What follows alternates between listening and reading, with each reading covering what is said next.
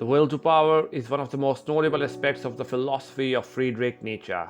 Despite being an idea he explored throughout many of his most noted works, many people remain horrendously misunderstood. In simple terms, the will to power is a force that everyone has within them.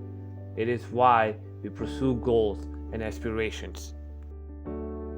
Nietzsche does not regard the will to power as a moral principle. At no point does he explain why people must follow their will to power as a normative or moral principle. At no point does he condemn it either. To him, it is essentially innate in all people, and we use it to our own ends. Throughout his works, he explored the idea of the will to power as it applies to different aspects of life and society. At a time in his early works, he examined the principle as it applied to psychology. In later works, he even put forth his idea of how it manifested in society or governments. Nietzsche argues that instead of there being a desire or a will to live among living things, there is instead the will to power. He goes on to explain that while there may be things considered by one to be more important than life, these are merely expressions of the will to power. It's pretty easy to see how this could be applied to certain aspects of life and nature. The ways in which people exert dominance over their environment and upon animals would be regarded as a manifestation of the will to power. The reason being that it demonstrates humans mastering their environment. Nietzsche also explained how the will to power manifests on a societal level. He argues that what keeps the classes in society in their place is fear. They do not wish to be subject to punishment of the system, so they accept their place in it.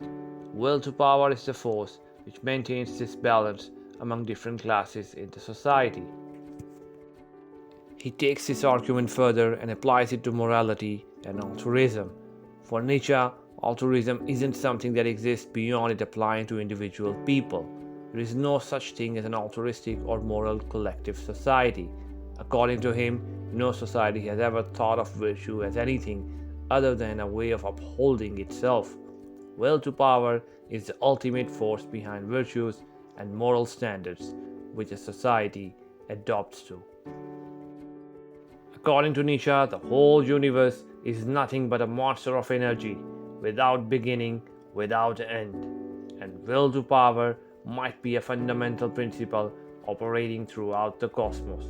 He writes, "Do you want a name for this world, a solution for all its riddles, a light for you too, you best concealed, strongest, most intrepid, most midnightly men? The world is the will to power, and nothing besides, and you yourselves are also this will to power, and nothing besides."